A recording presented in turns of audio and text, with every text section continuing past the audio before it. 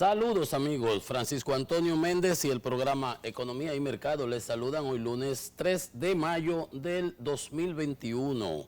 Entramos al quinto mes, vamos raudos y veloces, ya casi estamos en Navidad, estamos ahí casi doblando la curvita. Bueno, bien, en el día de hoy tenemos informaciones variadas que van desde los temas internacionales, que le vamos a prestar mucha atención el día de hoy por su trascendencia, hasta, bueno, lo relativo al COVID, ¿verdad? Y el desenvolvimiento de los aspectos económicos de la República Dominicana. Vamos a ver el tema del COVID de manera rápida, aunque el fin de semana el boletín 409 nos notificó 894 contagios y 13 muertos. Tenemos 3.493 fallecidos, ya vamos a los 3.500, ya mañana llegaremos ahí, desafortunadamente. Y la positividad diaria entre 13,78 para el día de ayer y en el fin de semana realmente alrededor de 15. Miren, hay un tema con las pruebas, lo hemos venido diciendo, se hicieron 5.676 pruebas, 4.311 fueron por primera vez, y si tú divides en un fin de semana entre 3, eso no te da para nada prácticamente. Aquí, cuando el gobierno se involucró de manera decisiva en el tema, estuvo haciendo hasta 11.000 y 13.000 pruebas, a diferencia del gobierno pasado. Y obviamente eso permitía detectar dónde están. Ahora aquí no se está detectando nada, aquí no se está buscando nada, porque por demás uno pasa por los sitios de baile y por los sitios, las discotecas se circulan en las redes, están repletas y atestadas. Las discotecas, el teteo full. Los restaurantes no. Los restaurantes de manera correcta, de manera adecuada, todo el mundo va haciendo su aforo. Pero están ahí, no tenemos que decir ni los nombres. Mi hija me mostraba, papi, mira esto. Eso era el sábado. En la Venezuela, ni se diga. En la Sarasota, explotado eso. Ahí nadie usa mascarilla, todo el mundo te enchercha, full, y pasándose juca y de todo. Entonces, hay un tema con eso que yo no sé entonces qué es lo que está pasando. Los espacios al aire libre se comprende, o sea, no vas a estar tú con una máscara si estás en tu coro, grupito, ¿verdad? Más o menos. Pero yo veo que hay una laxitud en cuanto al tema del COVID que va a dar, eso no es solamente aquí, porque es que aquí en que le dan que no coja, no solamente aquí en la capital, me decía mi hija, papi, eso es en tal sitio ahí eso es en tal sitio. Los otros días salió otra de una tal por ahí de las de la Venezuela. Pero ayer vi yo una muestra, un video de una finca en Pedro Corto, allá en San Juan, donde Yanalán construyó una de las cárceles. Pedro Corto ahí, a 20 kilómetros de San Juan, entre San Juan y Las Matas, en una finca, a 100 pesos la entrada, porque lo circularon en un grupo de amigos. Así, eso explotaba ahí, ya ustedes saben. O sea, no hay por lo visto ningún tipo de control ni regulación, y siempre lo he dicho, la inteligencia está fallando, o la voluntad de intervenir esos lugares. Si se pusieron determinadas reglas, aforo de un 50%, si el restaurante coge 100 personas y se separan las mesas y solamente tiene capacidad para 50, ¿quién va y supervisa eso? Aquí nadie va y supervisa nada. Porque esas discotecas, esas imágenes que hemos visto, eso es una cosa, bueno, usted sabe lo que sale de ahí, no puede salir de ahí nada bueno. Y decía que no es solamente aquí, en la capital, que es verdad, es donde quiera. Eso le decía en una finca en San Juan anoche, que me lo pasaron en un grupo que estoy. Pero si buscan la prensa, dice, en Bélgica interviene en una fiesta clandestina, agarran 150 presos. En Madrid, en Barcelona, porque es que la gente es la misma, no importa el colorcito, eso es barniz y ferré, eso no es nada, es aquí y todos somos iguales. Y si los dejas, hacen un desmadre que no tiene control.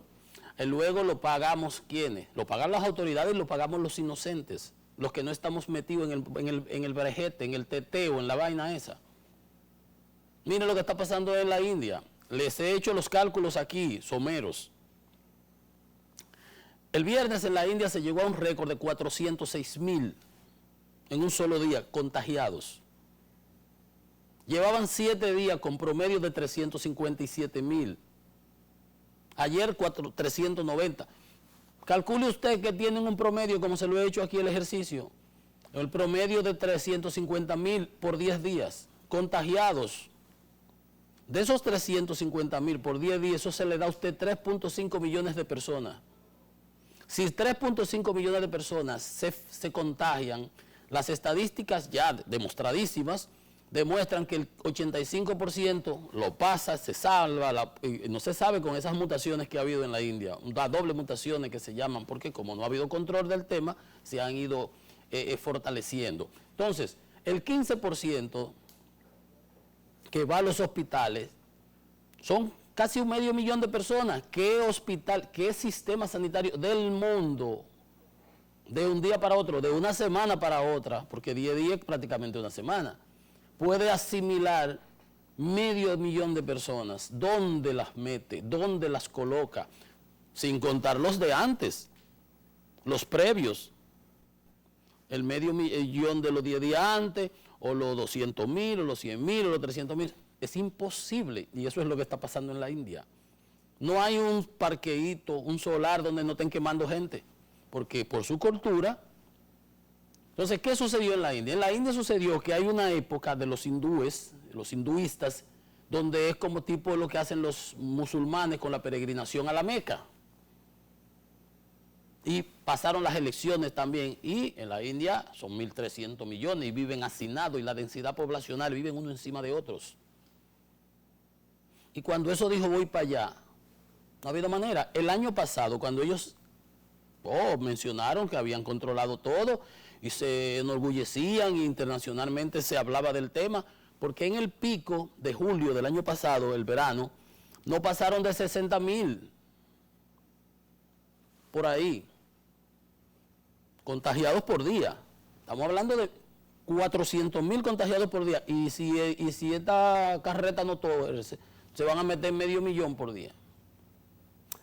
Están cortando los palos de los parques para hacer piras y quemar a la gente.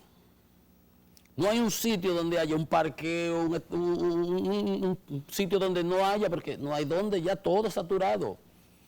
Entonces, señores, hay que ver. Las autoridades no pueden bajar la guardia. ¿Estamos haciéndolo bien en cuanto a la vacunación? Lo estamos haciendo bien. ¿Se han hecho los esfuerzos? Se han hecho los esfuerzos saludables, excelente. Pero se ha fallado en los de las pruebas PCR. No se están haciendo las pruebas, y la medida de pata esa, de la medida esa de que no se puede hacer más de una prueba. La gente no se está haciendo pruebas. ¿Quién va a sacar 4,000 pesos? ¿De dónde lo van a sacar? Entonces, quería decirlo eso y dejarlo de ese tamaño. Se está fallando en la detección, y ahorita vamos a tener que tomar medidas que nos van a involucrar a todos y nos van a afectar a todos. Estamos hablando de que prácticamente tenemos que salir a resolver los problemas económicos que nos ha dejado este COVID. Entonces, no podemos hablar de volver para atrás. Y esos tigres, si usted no lo controla, van a seguir teteando en la discoteca y en los sitios. Porque ¿quién los controla? Solamente que la autoridad vaya y la cierre. El COBA iba a la 1, está cerrado, listo, se va todo el mundo para su casa. Y a las 12 de la noche, poner la restricción, porque si ya nos dieron de 10 a 12, de 9 a 12, ¿qué más es lo que quieren? No, si lo deja hasta las 5 de la mañana, como el caso allá de la discoteca en Guarícano, que a las 2:30 fue que se armó el rebú. O la otra de por allá de Salcedo, qué sé yo, Tenares, Salcedo, a las 3 de la mañana al lado del cuartel. O sea, obviamente no hay ni que siquiera que solamente los señalamos así, los reseñamos, pero evidentemente que no se está tomando control de la situación. Y no es por la flexibilización está excelente y está bien. Pero si te di hasta las 9, hasta las 9.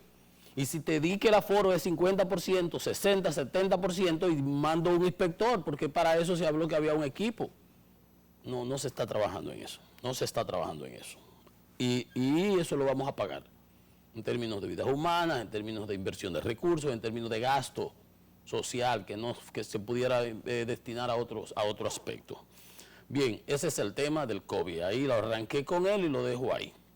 Miren, hay un asunto que a mí me viene preocupando y es la actitud del gobierno de Haití y de los haitianos con respecto a la República Dominicana. Ahí acaban ellos del masacre, de desviar, hacer un canal para desviar las aguas, porque ellos creen que pueden hacer lo que les dé la gana y aquí nadie lo pone en su puesto. Un canal, pero si nosotros agarramos y le desviamos la parte antes de que entre, porque es que entra, sale de República Dominicana, se mete en pedazos, pasa por Haití, entonces cuando pasa por el lado de ellos por ahí lo van a represar porque ellos, su gente necesitan para sembrar, porque necesitan aquello, necesitan... Claro, nosotros tenemos que cargar con ellos para todo. Entonces, y pidió comprensión al pueblo dominicano porque a su juicio esas aguas las necesitan los haitianos. Ustedes han tumbado todos sus palos, han desbaratado, deforestado su país y ahora entonces quieren quitarle el agua, que aguas abajo, después que pasa por ahí, sigue para las otras comunidades dominicanas que les quedan aguas abajo. Ellos no están un canal para o no, por eso es de ellos, es agua de ellos. Yo no quisiera ni decirle lo que yo hiciera si fuera que tuviera...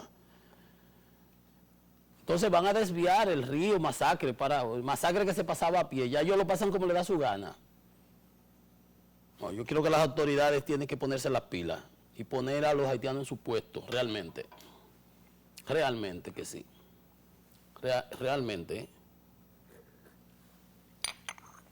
Por eso les decía que quería tocar temas de política internacional porque tiene mucha trascendencia.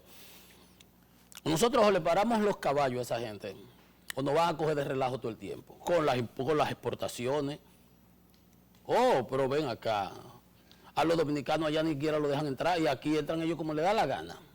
Entonces eso no puede ser, definitivamente eso no puede ser. Miren, los países tienen definitivamente los gobernantes que se merecen, eso es una axioma, una máxima, un tema que siempre se ha dicho. El Salvador, con todos sus problemas y su corrupción y el descrédito de los partidos políticos, tuvo la suerte de elegir un joven muy carismático, muy dinámico, muy activo, que es el presidente Nayib Bukele. Bukele, el nombre ni me acuerdo, pero no me importa, Bukele. Que tiene un estilo muy autocrático, muy personalista, y bueno, el hombre anda con unos niveles de popularidad, y ha habido unas elecciones enormes, y realmente ha hecho políticas que definitivamente de manera no poco ortodoxa, pero han ido en respuesta, digamos, a los clamores y a lo que la población reclama, indiscutiblemente, porque si no tuviera esos niveles de aprobación y aceptación, es obvio. Ahora, tiene una manera que no comulga con lo que es el esquema occidental de la democracia y de uno manejarse. Acaba de pasar unas elecciones y él, con el apoyo, así mismo como gana Maduro, porque también Maduro, Ortega y ellos, pero en este caso no creemos que sea de la misma manera. En todo caso, su partido tiene la mayoría en las cámaras congresionales. Y como él no se siente cómodo, así mismo como Maduro del otro lado, con los jueces del Tribunal Constitucional, pues se los han quitado de un ramplimazo. 5 jueces del Tribunal de Magistrados y los suplentes de la Corte Suprema de Justicia, de la Suprema, y ha puesto los de ellos.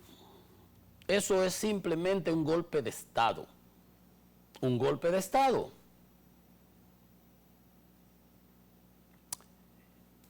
Y ese populismo paga en algunas ocasiones, en el corto plazo, en el largo plazo eso se revierte. Porque a todo el mundo le llega su momento. Entonces, eso provocó que el secretario de Estado de los Estados Unidos, Anthony Blinken, le diera una llamada y le planteara la profunda preocupación de los Estados Unidos porque vivimos en 3 poderes del Estado, el Ejecutivo, el Legislativo y el Poder Judicial.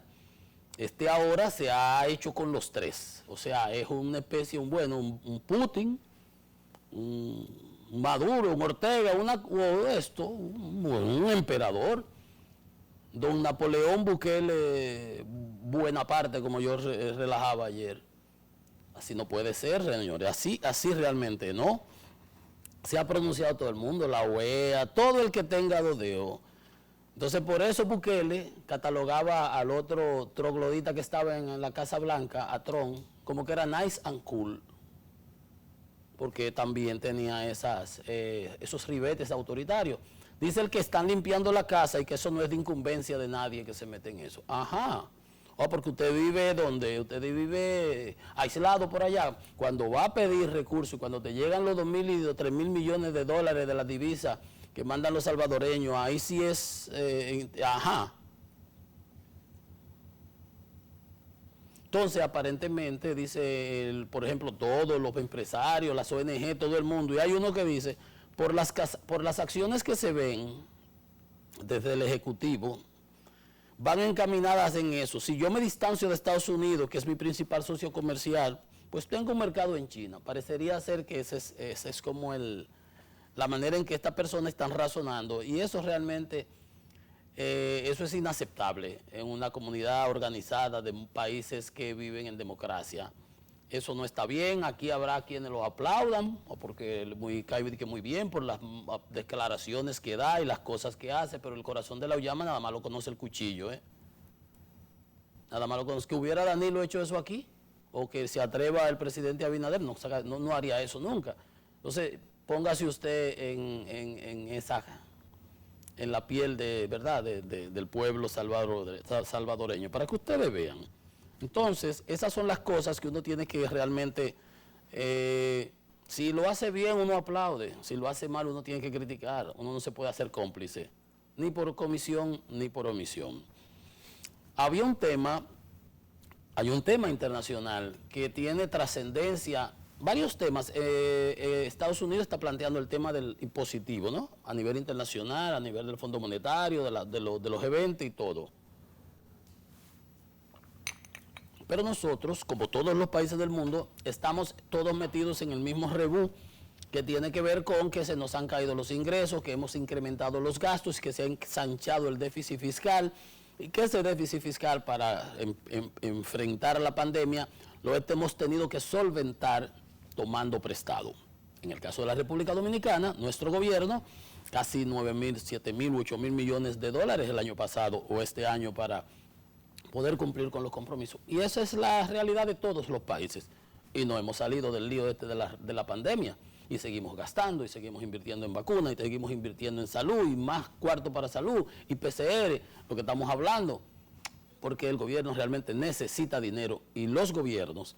Y veíamos que a nivel global en estos días, y me ha quedado siempre esa cifra porque es fácil, la deuda pública había aumentado en 355%, o sea, no es caso de nosotros, que pasamos de 59 a 70, 72% de la deuda con relación al Producto Interno Bruto. Entonces, en Colombia se preparó un paquete fiscal justo ahora, y el presidente, raudo y veloz, lo somete al Congreso. ¿Qué sucede? Se le arma, ustedes han visto, saqueo de banco. Bueno, me recordó a mí los ajustes del Fondo Monetario Internacional que recomendaba en los 80, que donde quiera que se aplicaba, aquí en el 82, yo no vivía en el país en esa época, estaba estudiando, pero hubo una matanza, y en todos los países, en Nicaragua, en Salvador, donde quiera que se aplicaban esas recetas fondomonetaristas de ajustes económicos, de apretar y de subir impuestos, los ITEVI, a los azúcares, a lo que consumía el pueblo. Eso generaba, ya ustedes saben, esos descalabros económicos, esas situaciones en Venezuela, en Colombia, en todo el sitio prácticamente. Todo el mundo opuesto a esa reforma que planteó el presidente Iván Duque en Colombia. Colombia es un país que en términos económicos se veía que se manejaba más o menos bien.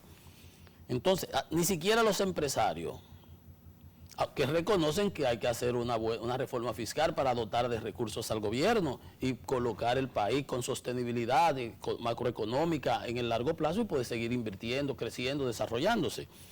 Entonces, dice, la opinión de la población es que a lo mismo de siempre que se le carga el impuesto, a usted y a mí, a nosotros, a la clase media, porque usted está seguro que es así.